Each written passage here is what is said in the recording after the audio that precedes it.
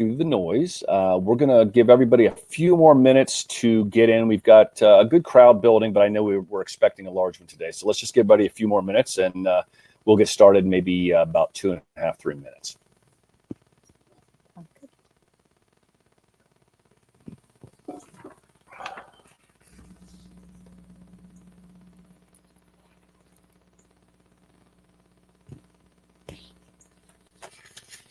We got...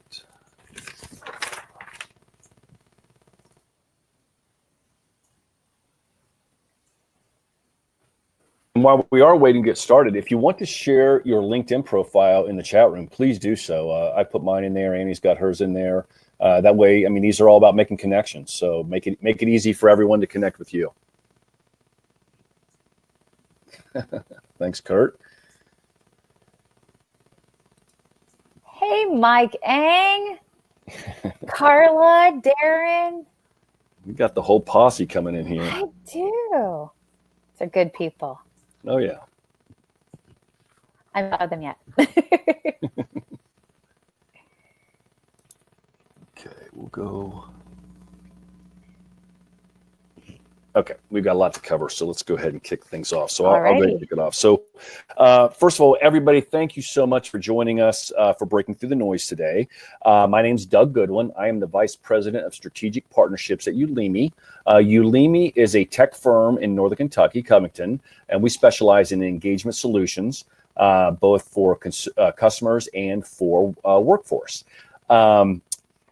The purpose of Breaking Through the Noise is really about sharing ideas and making connections. So every week we've been bringing a guest on and we can share so that we can hear their ideas and start to share with each other. So I encourage you to, put comments in the comment section, use the chat room, ask questions, and we'll do our best to get them answered during the next 28 minutes or so.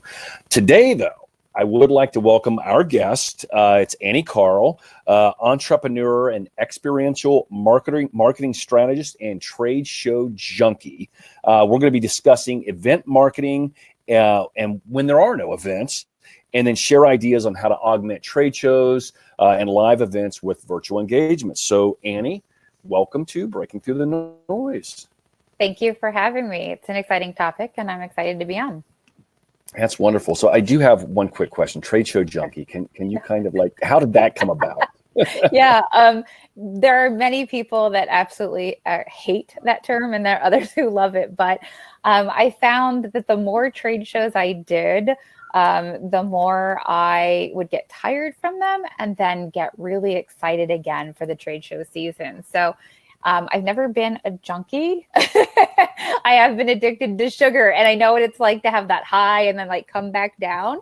And I feel like trade shows are that way. You get super excited as you're preparing for them. You're ready to travel. You're ready to go engage with people. And then the minute they're over, I call it hitting the wall. And I know that people that I've worked with on trade shows, they have looked at my face, which has just kind of gone blank. They see that my eyes are just staring, and I've lost all my adrenaline. Everything's done. So then I come home, I get tired, and I get re-energized. And I started trade shows about 20 years ago, going to my first one in Las Vegas for medical uniforms, and just was enamored with how it was set up and what all was there, and just kind of got the bug and haven't given it up yet. No, that's awesome. I know when I first got started and going out into sales and going to trade shows, I would literally, they drained me. I just couldn't do it. And it finally occurred to me, if I prepared in advance and had people that I was already pre-engaged with, the show was totally different. It was me going there to meet a friend I haven't seen in a long time, even though I didn't really know the person. So it was a totally different experience once I kind of started to engage more. Yes, engaging is huge at trade shows. And I think, I've watched companies across the aisle, or as I walk through, whether it's a really large international show or just smaller regional shows, and the people who have booths and they just sit there, they talk to each other. If there's another person in the booth, they look at their phone. They are not going to enjoy it. But if you have a plan ahead of time, and especially if you're in sales, who do you want to connect with? What's your objective while you're there? and as an exhibitor, nowadays with so much technology that is connected to the trade show platforms ahead of time, you can map out who you want to see, where you want to go. You can see things that they're promoting ahead of time. So you can really use your time wisely. And it's not so wearing on your feet. Yeah. So actually, I'm going to share one quick, my first ever trade show where I was an exhibitor. I was launching at the Craft Brewers Conference a information technology solution for craft brewers, serving up market data to sales guys using the internet. But the guy across the aisle from me, he was selling barrels, and his demo was pounding the barrel the entire weekend with a rubber mallet. Oh Lord, there's not enough Tylenol in the world to get through Honestly, that trade show. I could, all the way as I was in Cleveland, so I was driving home after the show, and I could hear that barrel being smacked over and over the entire way home. So it was interesting. It's awful. So let's start to jump into the meat and potatoes here. So tell me a little about like the services that you provide organizations. Yeah. So I'm in a business enablement firm, and what that really means is that I help people materialize the unrealized. So whether that is an entrepreneur, a business leader, even managers, I work with entrepreneurs and small mid-size businesses. They have ideas, they have visions, they don't know how to implement. So I come in and help implement. Figure out what that strategy should look like, how it's going to align to the overall objectives, and get the different people on board that need to get on board so that I can bring something to fruition for them. Oftentimes, the people I end up working with have some experiential needs, and I am so passionate about experiential. I was having a conversation the other day with my former CEO, and he was saying that he was working with another company and said, "Oh, if I've got anything experiential," and I said, "Do you know why I love experiential?" And he said, "No, I never really understood that." And I said, "Because it takes the passion that I have for a brand or a product or helping someone, and it connects the passion I have for that with the people who need the service or the product, and it helps build the emotion to get people really excited." So it's kind of the perfect mix of sales and marketing for me, because the sales side that I used to be in allowed me to help people understand what the product or service was, give people the opportunity to be further educated and get the product or the solution that they needed. But I hated that constant cold call, that soliciting and drive by, and got into marketing and figured out a way that you could really connect people in a much different way than just the sales meeting. So on the flip side of the business enablement is a lot of experiential, and that's not just trade shows. That's helping people with customer summits, that's direct outreach, that's really anything. And so I can help people from the strategic end through the lead management process that people forget, the marketing steps, all the way down to the full implementation of it. Well, it's interesting. You said you said emotional. I mean, and isn't that really what it's all about? People buy based on emotions, and they use logic to justify those emotions. Yeah. Things have changed. People want to have proof. They want to trust, they want to build relationships, and then they want to have a connection, that emotional connection. And even if it's a really benign product or service, they want to feel good about what they're working with or who they're working with. So it's important. Yeah, absolutely. So let's start to get into a little bit about kind of the events themselves.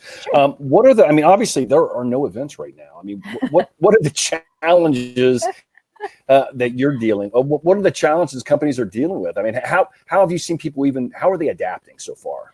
Sure. Well, I would say reach would be huge.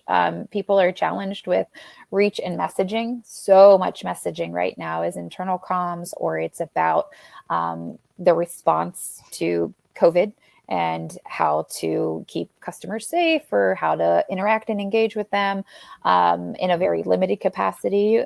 So I would say that's a huge deal. And there's a lot of noise to cut through in terms of that to reach people.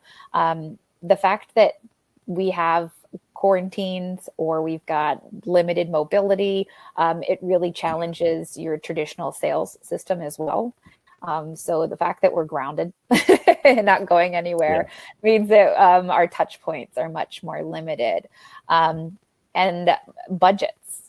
people have deferred budgets, people have thrown them into other areas, or they've just simply cut out types of spending because they don't know what business is going to look like, whether they're laying people off or just holding on to people and putting money there. So what I've seen most companies do is one of two things. They either just freeze, and there's a level of inactivity in the hopes that something will come back, and they'll just keep doing the little bits that they can, that they know to do, to stay as relevant as possible.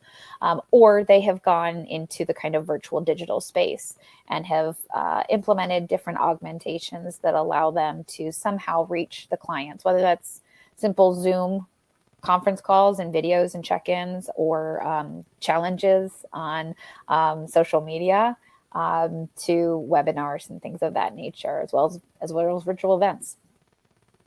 Excellent. So obviously shows are closed for a while, and I'm starting to hear some that are closing now. We're getting into the fall, and I know you mentioned people were kind of like waiting and hoping, but now we're seeing some fall, some fall shows starting to get canceled.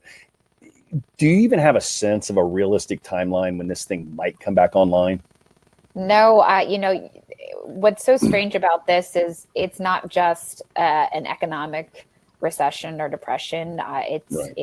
We're dealing with an unknown, and to look at predictive models, to read economic forecasts, you really can't tell. There is great hope, and I see articles about McCormick, getting ready to be back online. I've seen people who are saying we're holding out hope for our July event, and then some that, like you said, have canceled fall, and others who are just saying meet us in September, November, December. But I think it's going to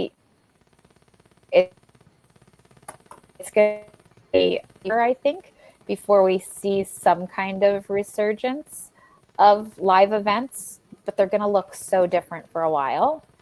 And I think the audience is going to look a lot different as well. So even when those events come back to being live and in person, which I cannot wait for, the fact that we have had budget issues, massive layoffs, just the shape of what business looks like right now is so different that it's going to impact the audience. Yeah, so I guess, and that kind of gets us to the adding virtual, and not. And I mean, do you see virtual actually replacing a trade show? I'm assuming not.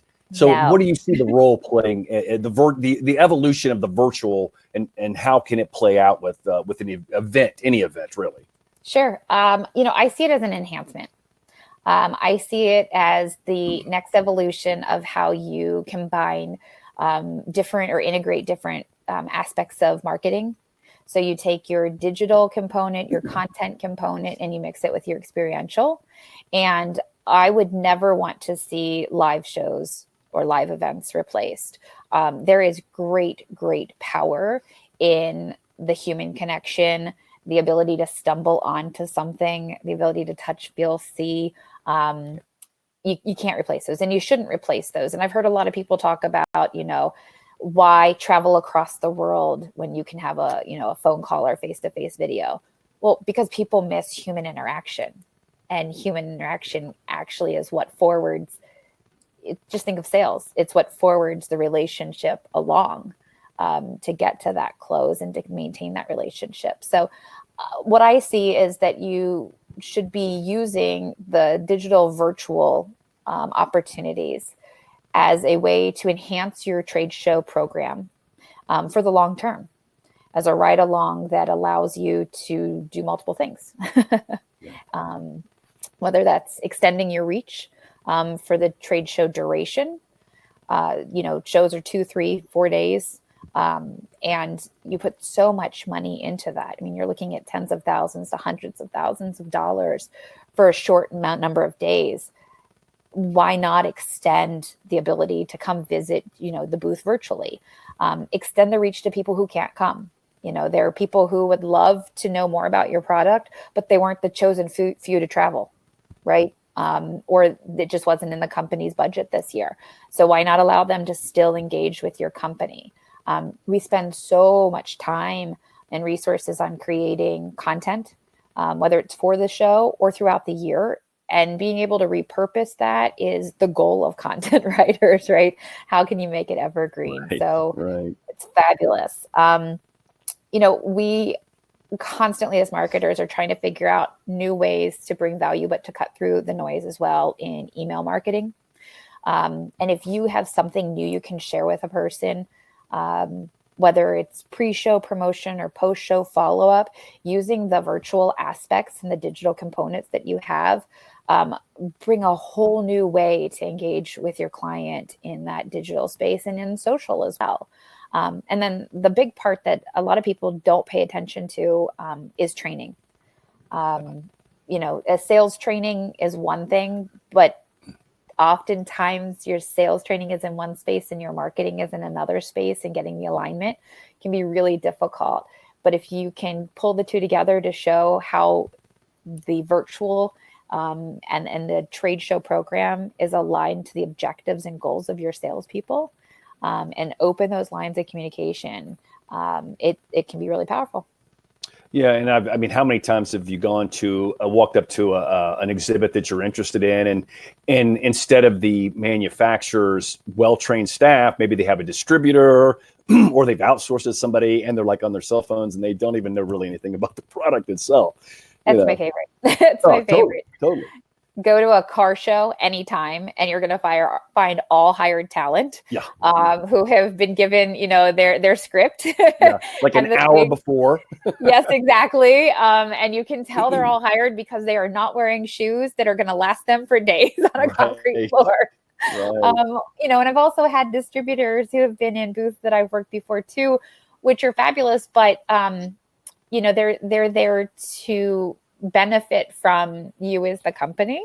And it's really important that they understand that, and they leverage the right opportunity. Yeah, and too often I see in those instances they're leveraging for themselves, not for the company they're representing. Exactly. And it's like, we're not using you all as your sales calls.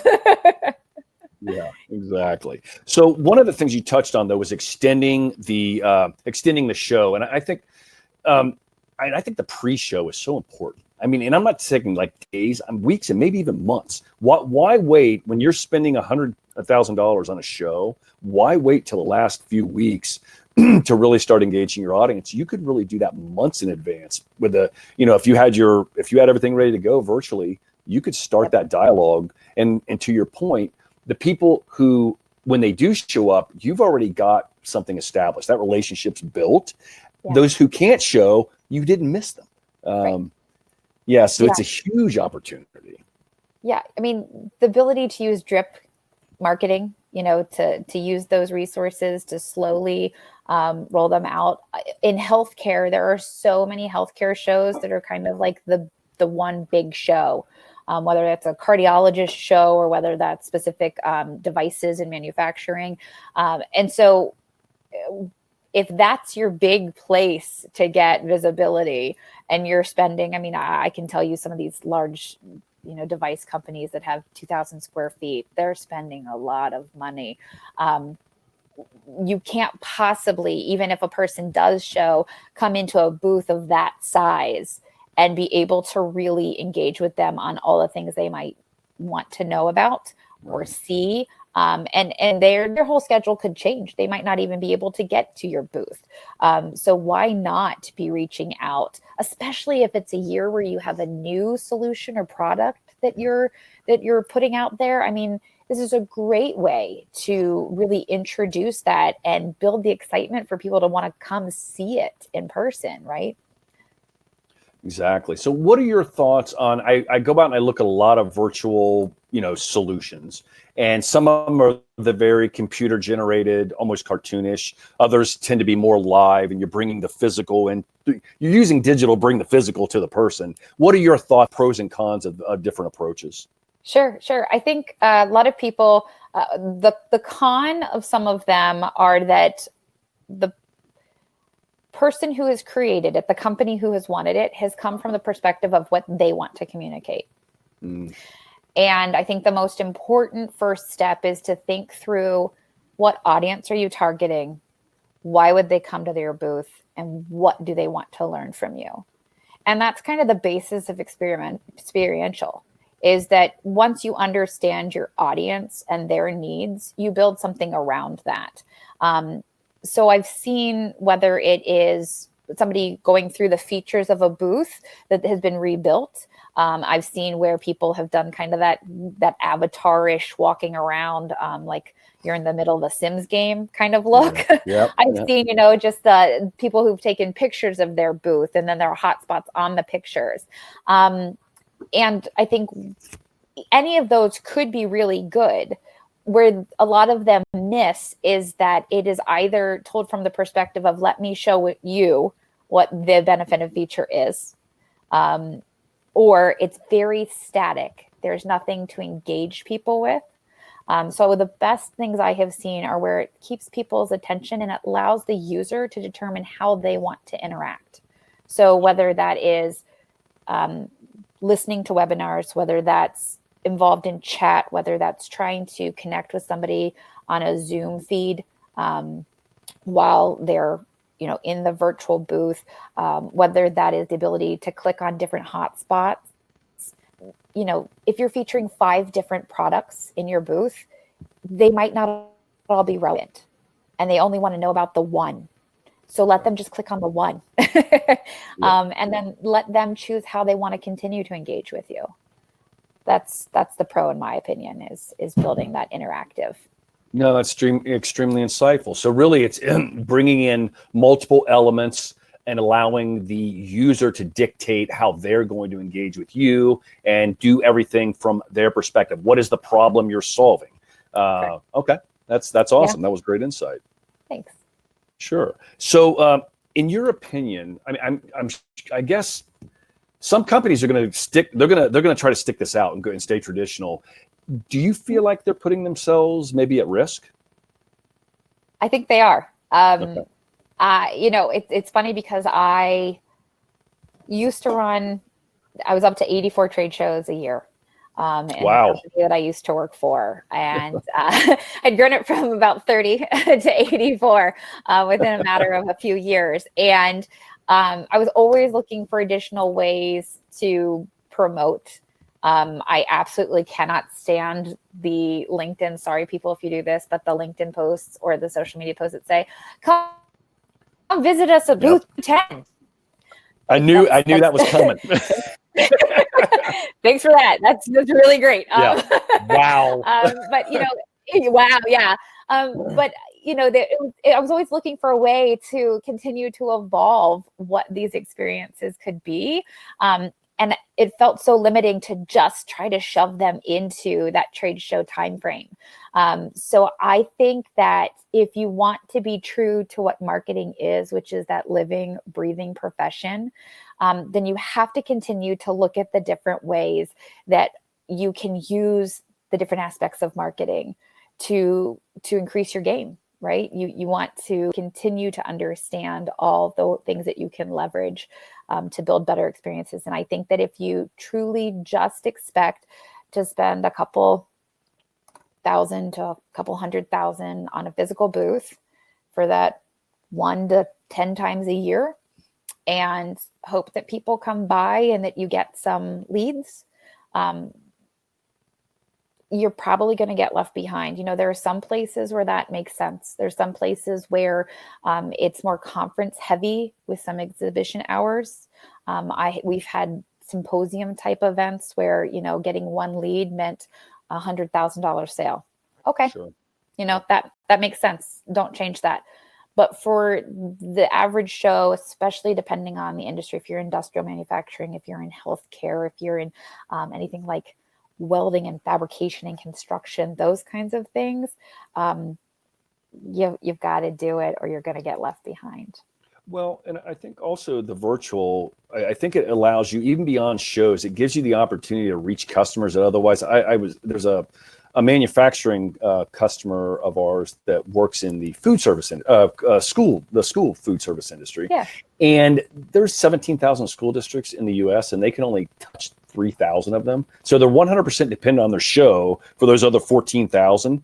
And I'm sitting there thinking, this is like the opportunity for you to touch those other 14,000 and not pray. And literally the VP of sales said, we pray that they show up at our booth. That's you pray. It's like, I'm all for prayer, but maybe be a little more, maybe more on the offense would be a better move. So. Yeah. Oftentimes, it's about taking that initiative, right? You can pray as much as you want, but you're only going to get the help that you ask for. The other, like what you've just brought up, and it's not just all marketing. I was in sales for years. I've done anything from medical uniform sales to fundraising. So you want a non-tangible, highly competitive, go into fundraising for a nonprofit. So I've been in many aspects. I've even sold services for a nonprofit.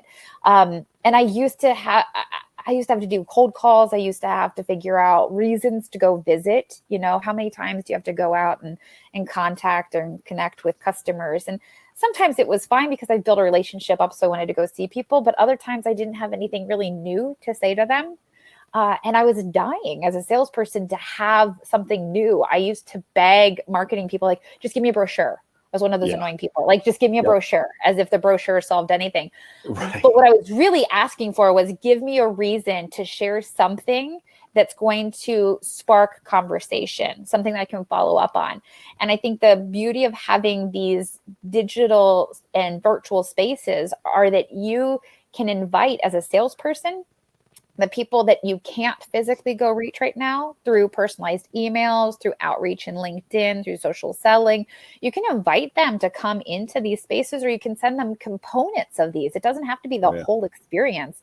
And then use that as a follow-up. Did they do it? You can track metrics to see if they did. If they did they have questions? What was interesting to them? Was there something do they want a trial? Do they want a follow-up visit?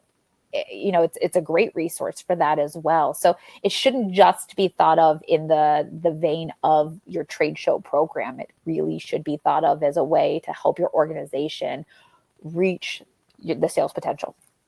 I 100% agree with you. That was beautifully well put. What are your thoughts, and just kind of a couple final questions, because we're getting, as always, I look up and the time is gone. And I'm like, wait a minute, we just got started. So what are your thoughts? So you mentioned email marketing before, and I know, so just as a practice, I started doing this, is I literally empty my email every day, because I'm not going to read 150 emails. It's not going to happen. So all of these promotions, they're just getting deleted. What are your thoughts about maybe text marketing? Yeah, I think you should use any type of marketing you can. It goes back to the statement I made before, which is understand your audience. Where are they, and where are you going to reach them is really critical. So, if you're in a highly technical field, your audience is more likely going to either be reading publications. They're going to be searching up to 7 pages on Google for blogs and white papers and case studies. They're going to be on LinkedIn. So text marketing might not be great for them because they want to get into the technical aspect. They know what they're looking for. They just need to find it. But for, B2C consumers, or even types of B2B customers, for even transactional things, use text, use email, use social selling, all sorts of ways. Use direct mail. There are so many different creative ways to use promo and swag, or even for $25, you can preload a screen that has a video message, whatever you want it to have to play a certain length of time. And it comes, with a cover and the back. So you've got lots of white space to write on, and email that out. Invitations, just any way to cut through the noise. Right? Break through the noise. Breaking through the noise. Ironically, the name. Well done. So I think we should wrap it up on that point right there. Perfect. This was extremely insightful, informative, and I just thank you so very much for coming on. Thank you. I hope everybody enjoyed it. There weren't a lot of questions, but I have a feeling you were answering them before they were even asked. So, that, or we've got some really great people on here who have some fabulous ideas too. So I'm sure. Love to keep it going on LinkedIn. Awesome. Yeah. So everybody, please LinkedIn. I see everybody put their profiles in, or a lot of people did. So go ahead and LinkedIn. One thing real quick, next week, we will have Tara Johnson Nome. She is the director of the Northern Kentucky Workforce Development Board. And we will be on here sharing ideas about how they are helping businesses adapt to the changing environment, including layoffs and what to do and where to find the resources for help. So that's it for this week. Thank you so much, Annie, for coming on. And thanks, everyone, for listening in. Thank you for having me. Take care. Bye.